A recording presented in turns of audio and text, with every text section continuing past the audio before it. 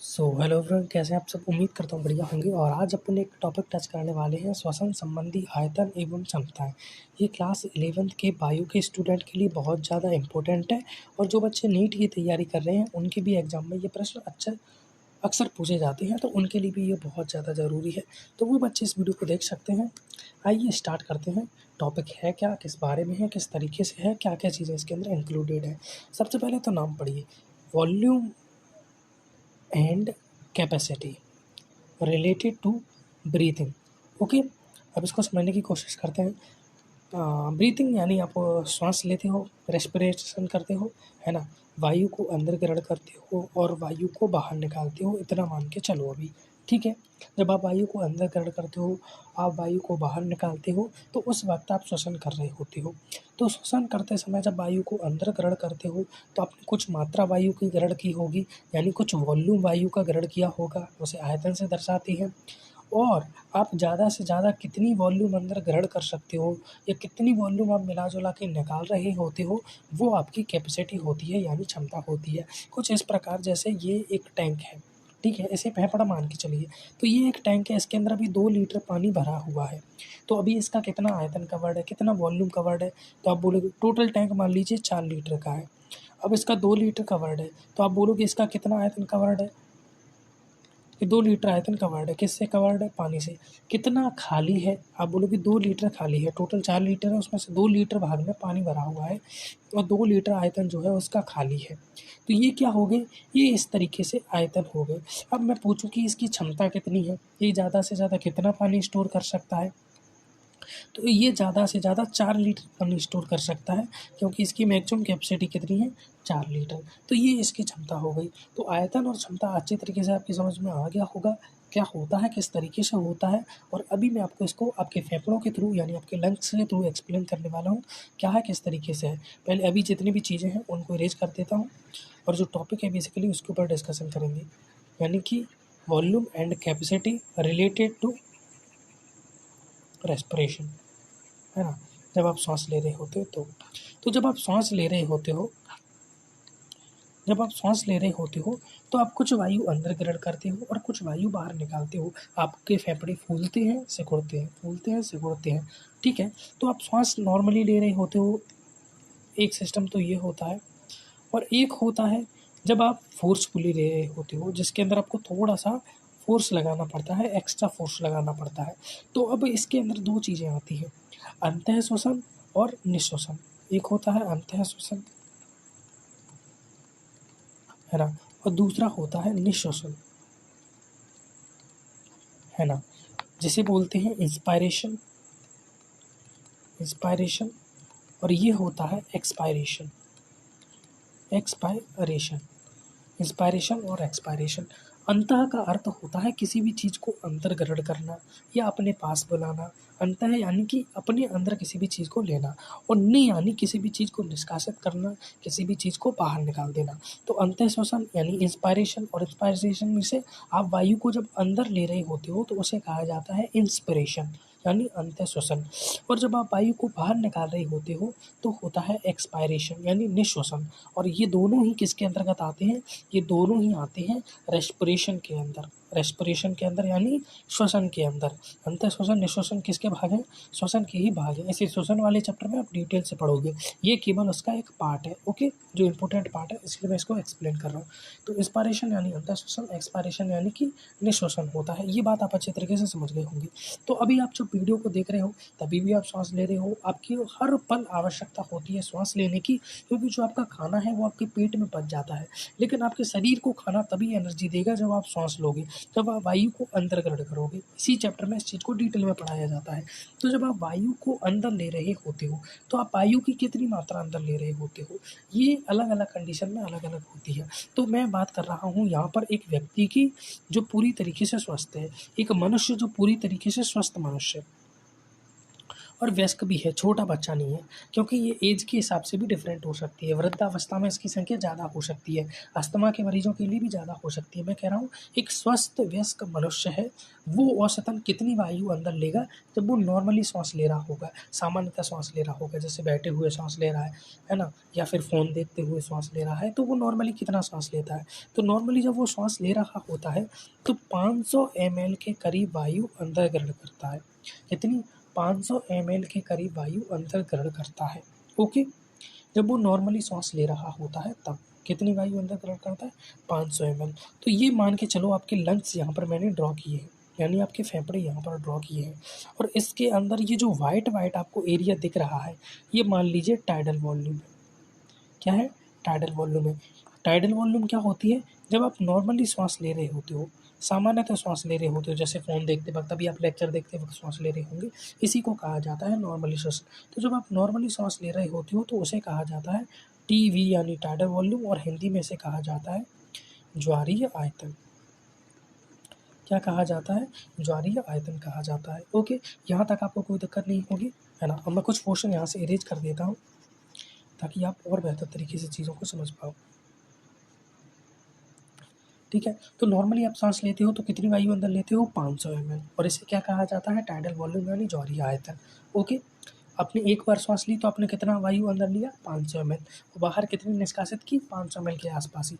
तो नॉर्मली सांस लेते समय आप कितनी वायु को निष्कासित या अंदर ग्रहण करते हो गई 500 ml। ओके, अब कुछ पॉइंट हैं और जो मैं आपको एक्सप्लेन करना चाहता हूँ कि 500 ml तो आप नॉर्मली सांस ले रहे हो। अब मान लीजिए आप योग कर रहे हो, तो उसमें क्या है, आपको प्राणायाम करते वक्त गहरी सांस अंदर लेनी होती है, या आप कहीं पर तेज़ी से भाग रहे हो तो आप तेज़ी से सांस ले रहे होते हो, तो आप ये 500 ml तो अंदर ग्रहण कर रहे होते हो, लेकिन इसके अलावा आप बलपूर्वक और भी सांस अंदर ग्रहण कर रहे होते हो, और भी हवा अंदर ग्रहण कर रहे होते हो। तो बलपूर्वक यानी फोर्सफुली जो नॉर्मली 500 ml के अतिरिक्त भी आप वायु अंदर ग्रहण कर लेते हो, उसे कहा जाता है IRB। मैं यहाँ पर लिख देता हूँ, और इसकी वैल्यू होती है, 2 मिनट रुको, कलर चेंज करने दो। इसकी जो वैल्यू होती है वो होती है 2500 से 3000 ml। कितनी होती है? 2500 से 3000 ml। और इसे क्या कहा जाता है? जैसा कि मैंने अभी आपको बताया, इसे कहते हैं IRB। इसकी फुल फॉर्म क्या हो गई? Inspiratory reserve volume. Reserve volume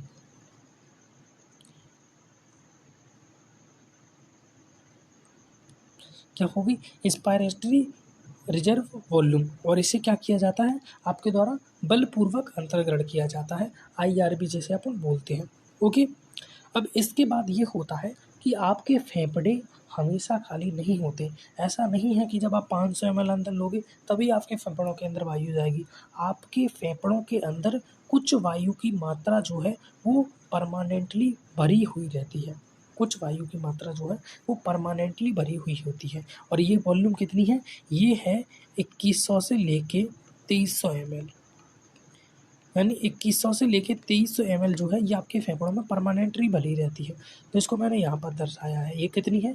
2100 से 2300 ml जो है ये परमानेंटली आपके फेफड़ों में भरी रहती है, आपकी जो दोनों लंग्स हैं उनमें भरी रहती है। तो क्या मैं 2100 ml से 2300 ml को कभी बाहर नहीं निकाल सकता? आप निकाल सकते हो, है ना। आपने नॉर्मली श्वास अंदर लेते हो फिर बाहर निकालते हो, तो नॉर्मली श्वास बाहर निकालने के बाद, नॉर्मली वायु बाहर निकालने के बाद अगर आप जोर लगा के निकालने की कोशिश करोगे जैसा प्राणायाम में किया जाता है, तो आप करीब 1000 ml से 1100 ml और बाहर निकाल सकते हो। तो बची कितनी? अब 2100 में से 1000 घटा दो तो कितना बचा? 1100, और 300 में से 1100 घटा दो तो कितना बचा? 1200 ml, यानी 1100 से 1200 ml अभी भी आपके फेफड़ों में बची हुई है। इसका अर्थ क्या हुआ कि आप नॉर्मली सांस लेते हो 500 ml, लेकिन अगर आप उसके अलावा बलपूर्वक और श्वास अंदर ग्रहण करना चाहो तो आप 25 से 3000 ml एक्स्ट्रा अंदर ग्रहण कर सकते हो। ठीक उसी प्रकार नॉर्मली आपने श्वास अंदर ली 500 ml, फिर उसको बाहर निकाल दिया, लेकिन इसके अलावा अगर आप और बलपूर्वक निकालना चाहो तो 1000 से 1100 ml को भी बाहर निकाल सकते हो। लेकिन ये जो बची है 1100 से 1200 ml, इसे आप कभी भी बाहर नहीं निकाल सकते। तो ये 1000 से 1100 ml क्या होती है? ये होती है आपकी ERB, यानी बलपूर्वक आप जिस वॉल्यूम को बाहर निकाल सकते हो।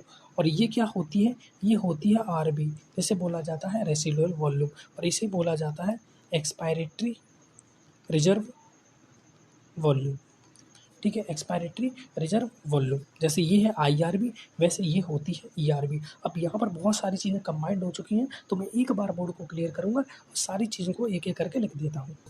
ओके, तो मैंने अभी यहाँ पर एनसीईआरटी के पेजेस को निकाल लिया है और उनको यहाँ पर लाके चिपका दिया है, जिससे और भी बेहतर तरीके से आप चीज़ों को समझ पाओ, है ना। अभी तक मैं जितनी भी वॉल्यूम है लगभग आपको सभी एक्सप्लेन कर चुका हूँ। अब बारी है एनसीईआरटी को पढ़ने की। श्वसन संबंधी आयतन एवं क्षमताएं। आप समझ गए होंगे आयतन एवं क्षमता क्या होती है, अभी तक बताया था, उस बखैती के हिसाब से आपके दिमाग में घुस ही गया होगा। ओके, सबसे पहले ज्वारीय आयतन के बारे में मैंने आपको बताया था। टाइडल वॉल्यूम के बारे में मैंने क्या बताया था, जो आप नॉर्मली श्वसन कर रहे होते हो वो। तो यहाँ पर भी वही लिखा गया है कि जब आप सामान्य श्वसन कर रहे होते हो, जब आप नॉर्मली श्वसन कर रहे होते हो, सामान्य श्वसन कर रहे होते हो, तो सामान्य श्वसन की क्रिया के दौरान की क्रिया के समय प्रति श्वास अंतः श्वासित या निश्वासित वायु का आयतन जो होता है वो होता है लगभग 500 ml होता है। ठीक है, इसको आपकी एनसीईआरटी ने बताया है कि जब आप सामान्यतः श्वास ले रहे होते हो, सामान्यतः वायु अंदर ग्रहण कर रहे होते हो, तो प्रति श्वास क्या होती है, वैल्यू 500 ml होती है प्रति श्वास, यानी एक सांस के अंदर कितनी वैल्यू लेते हो, 500 ml। तो अब यहाँ पर प्रति मिनट कितनी होगी, प्रति मिनट कितनी होगी। आप एक मिनट में कितनी बार सांस लेते हो, 12 से 16 बार। ये एक स्वस्थ व्यक्ति के लिए मैं बता रहा हूँ, बच्चों में इसकी संख्या अलग हो सकती है, वृद्धों में इसकी संख्या अलग हो सकती है, लेकिन एक सामान्य व्यक्ति जो है 12 से 16 बार जो है श्वास लेता है। सामान्य मनुष्य व्यक्ति की बात कर रहा हूँ मैं, 12 से 16 बार सांस लेता है एक मिनट के अंदर।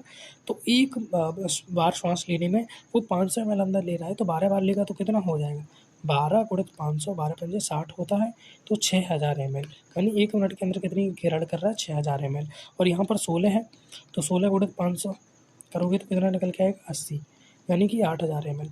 तो वही है, सिंपल सा बेसिक मैथमेटिक है कि अगर व्यक्ति एक बार श्वास लेने में कितनी ग्रहण कर रहा है, अंदर 500 ml ग्रहण कर रहा है, एक मिनट में 12 से 16 बार श्वास ले रहा है, तो जब वो एक बार श्वास लेगा तो 500 ml अंदर जा रही है, तो 12 बार में कितनी जाएगी, 12 गुणित 500 6000 ml, 16 बार में कितनी जाएगी, 16 गुणित 500 8000 ml। यानी अगर मैं औसत में देखूँ तो कितनी वैल्यू निकल के आ रही है, 6000 से ml 8000, 6000 से 8000 ml वो प्रति मिनट यानी एक मिनट के अंदर ग्रहण करता है। और वही यहाँ पर लिखा गया है, अर्थात स्वस्थ मनुष्य व्यक्ति लगभग 6000 से 8000 मिली वायु प्रति मिनट यानी एक मिनट की दर से अंतः श्वासित या निश्वासित करता है। अंतः श्वासित यानी अंदर ग्रहण करता है और निश्वासित करता है यानी बाहर करता है। ये सामान्य बात हो रही है, लेकिन जब आप बल लगाओगे तो बलपूर्वक आ जाएगा, जिसे कहा जाता है अंतः श्वसन सुरक्षित आयतन यानी इंस्पायरेटरी रिजर्व वॉल्यूम।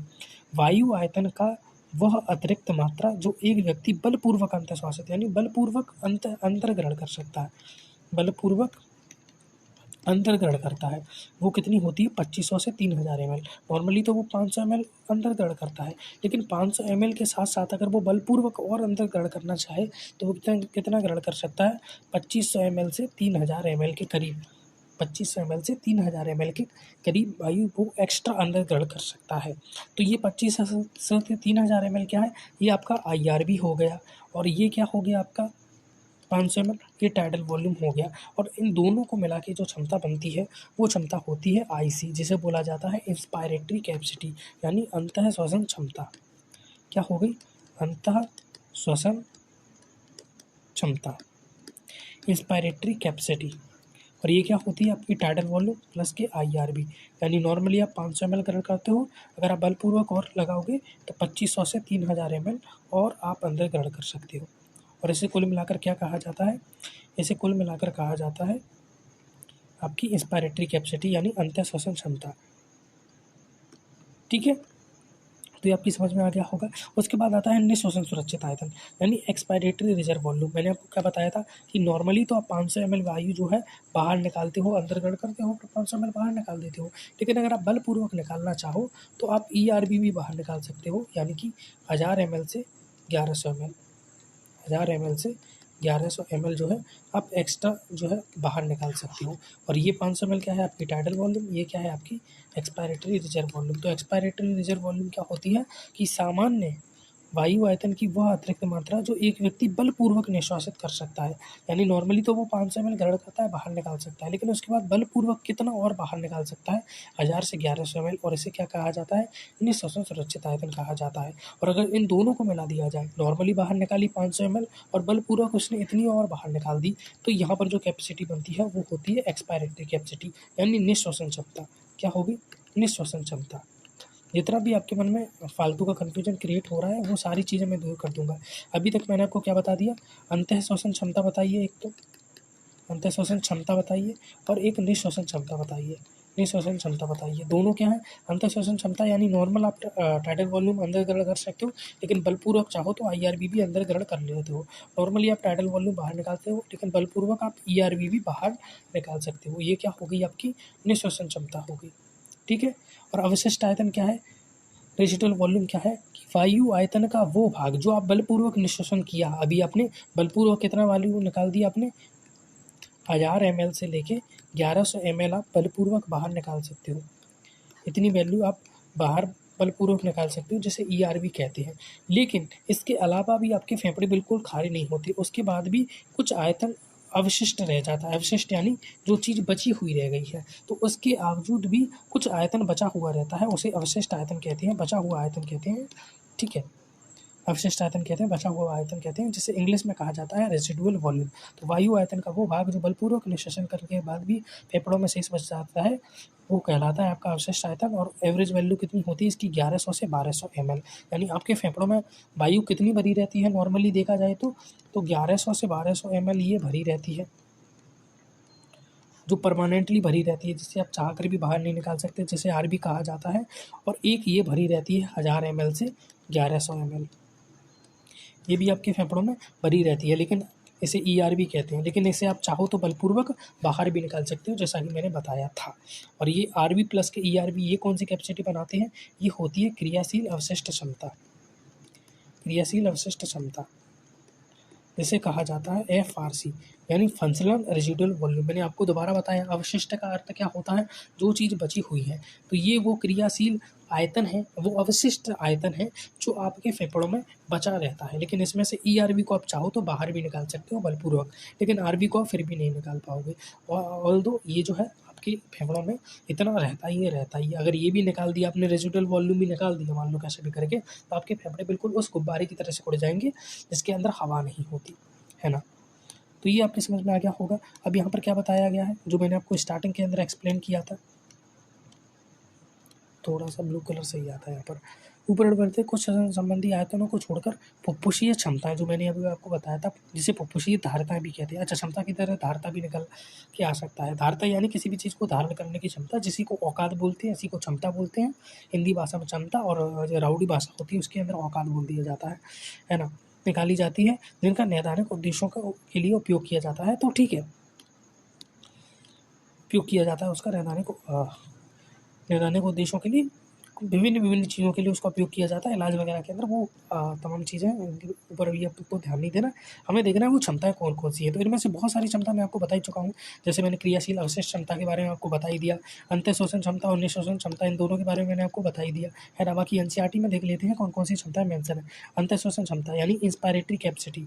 सामान्य निःशोषण जब आप करते हो, जो मैंने अभी आपको बताया था, सामान्य निःशोषण करोगे यानी 500 ml आपने अंदर ग्रहण करते हो, है ना। सामान्य श्वसन कर रहे होते हो आप, तो 500 ml अंदर ग्रहण करते हो, 500 ml बाहर ग्रहण करते हो। तो आपने सामान्य निःश्वसन किया, यानी नॉर्मली जो आपने 500 ml अंदर ग्रहण की थी वो 500 ml बाहर निकाल दी। उसके बाद वो कुल मात्रा जो व्यक्ति अंतः श्वासित कर सकता है, तो मैंने अभी आपको क्या बताया था डायग्राम बना के,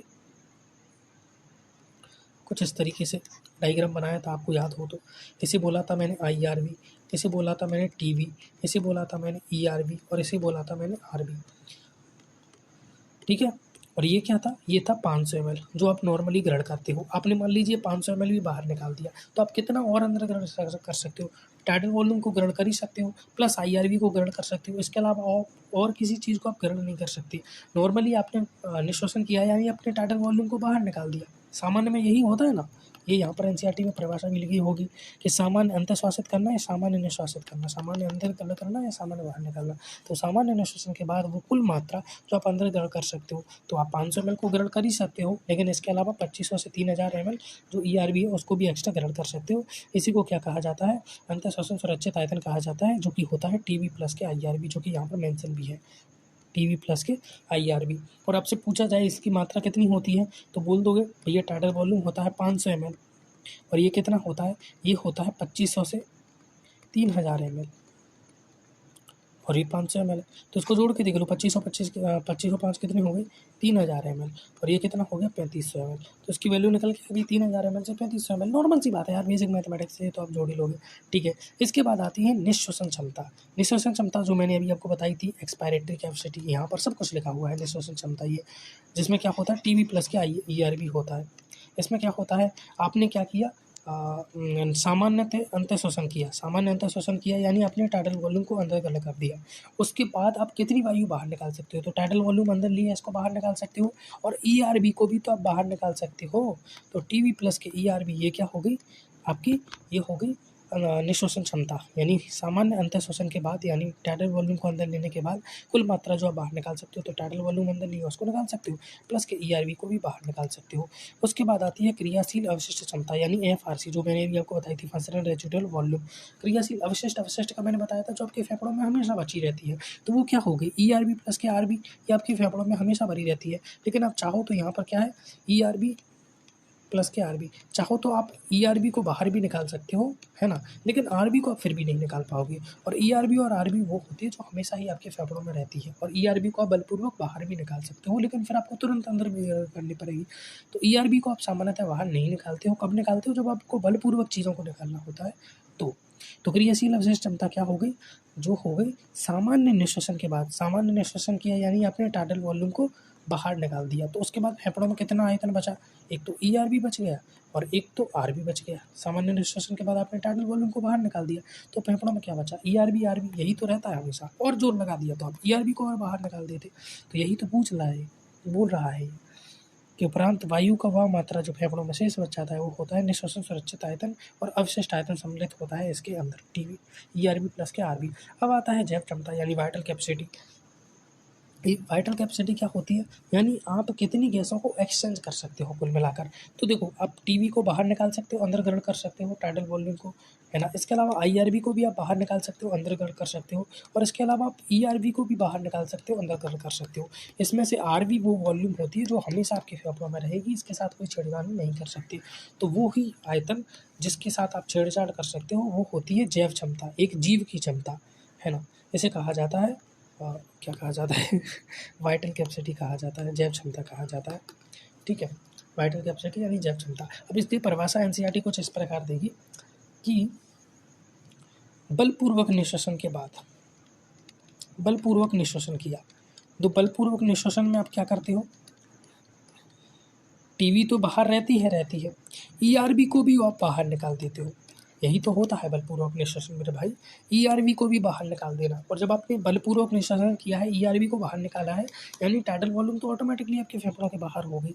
अब उसके बाद आप कितनी वॉल्यूम अंदर ग्रहण कर सकते हो, तो सीधी सी बात है, आप टाइडल वॉल्यूम को अंदर ले सकते हो, और ईआरबी आपने बाहर निकाल दिया, नहीं आप इसको भी अंदर ले सकते हो, और आईआरबी भी तो आप बाहर अंदर ले सकते हो। तो बलपूर्वक निःश्वसन के बाद वो आयतन जो आप अंदर ले सकते हो, जो कि यहाँ पर लिखा होगा डेफिनेटली, कि बलपूर्वक निःश्वसन के बाद वायु की वो अधिकतम मात्रा जो एक व्यक्ति अंदर ले सकता है ना। या फिर मैं ऐसे भी बोल सकता हूँ कि बलपूर्वक अंतःश्वसन के बाद, बलपूर्वक अंतःश्वसन के बाद, तो बलपूर्वक अंतःश्वसन में आप क्या ले लेते हो, टाइडल वॉल्यूम को तो अंदर नहीं लेते हो, इसके अलावा आप एक्स्ट्रा आईआरबी को भी अंदर ले लेते हो, बलपूर्वक अंतःश्वसन के अंदर ले लेते हो कि नहीं। अब उसके बाद वो मैक्सिमम वैल्यू जो आप बाहर निकाल सकते हो, तो टाइडल वॉल्यूम आईआरबी आपने बाहर ले ली, तो टाइडल वॉल्यूम को भी आप बाहर निकाल सकते हो यहाँ से, आईआरबी को भी बाहर निकाल सकते हो आप यहाँ से, लेकिन इसके अलावा ईआरबी भी तो आपके फेफड़ों में मौजूद होगी, आप उसको भी तो बाहर निकाल सकते हो ना।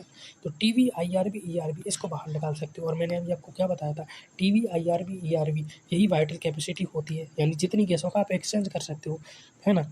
ईआरबी टीबी आईआरबी शामिल होती है। तो अथवा वायु की अधिकतम मात्रा जो एक व्यक्ति बलपूर्वक अंतर श्वसन के बाद निश्वासित कर सकता है, जो कि मैंने बताया था बलपूर्वक अंतर श्वसन के बाद आप निश्वासित कर सकते हो, या फिर बलपूर्वक निश्वासन के बाद आप अंतर श्वासित कर सकते हो, या बलपूर्वक अंतर श्वसन के बाद जो निश्वासित कर सकते हो। इस पर एक बार आपको गौर से दिमाग पर जोर डालना पड़ेगा, समझ में आ जाएगा। ठीक है, फेफड़ों की कुल क्षमता कितनी होती है? कुल क्षमता यानी कि टोटल कैपेसिटी, ये क्या होगी? आरबी रही, ईआरबी रही, आईआरबी रही और टीबी रही। और किसी ने आपसे वॉल्यूम पूछ लिया तो आरबी होता है 1100 से 1200 ml, और ये होता है 1000 से 1100 ml, और ये होता है आईआरबी आपका 2500 से 3000 ml, और ये होता है 500 ml। टोटल को जोड़ देना, आपके पास टोटल लंग कैपेसिटी निकल के आ जाएगी। सीधी सी बात है। तो ये भी आपकी समझ में आ गया होगा। अभी जो मैंने जितनी भी वॉल्यूम बताई है, ये जो वॉल्यूम होती है, इन वॉल्यूम को आप फिक्स नहीं कह सकते कि हर व्यक्ति में इतनी ही होंगी। ये एक स्वस्थ मनुष्य की बात हो रही है, स्वस्थ मनुष्य की बात हो रही है। इसकी स्वस्थ मनुष्य की बात हो रही है कि व्यस्क मनुष्य की बात हो रही है।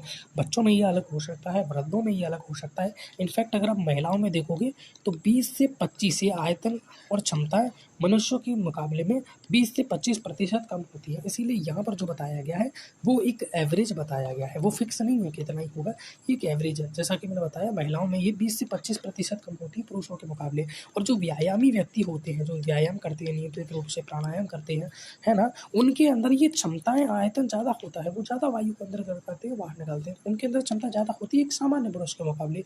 तो ये वैरी करता है व्यक्ति किस प्रकार है। और यहाँ पर ये जो बताया गया है ये एक एवरेज लेके बताया गया है, औसतन लेके बताया गया है।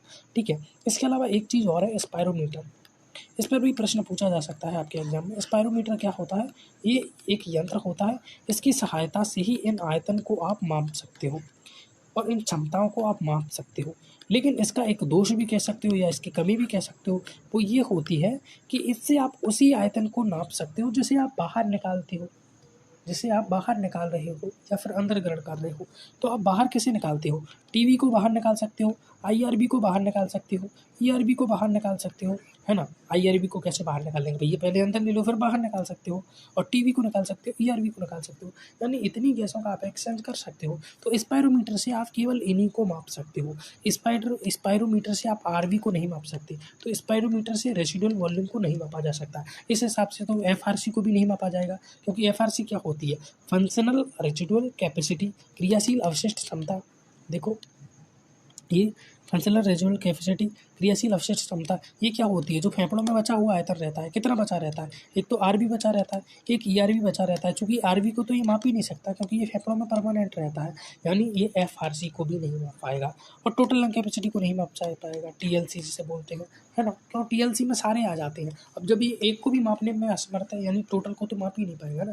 तो स्पायरोमीटर की ये कमी है कि आप इनको नहीं माप सकता। इसके अलावा जितनी भी कैपेसिटी है, जितनी भी आयतन है, उन सभी को माप सकता है। तो ये हो गए आपके जितने भी आयतन वगैरह हो गए, क्षमता वगैरह हो गए। चलिए मैं इसका एक छोटा सा ग्राफ बना देता हूँ जिससे आप अच्छे तरीके से इनको समझ पाओगे। ठीक है,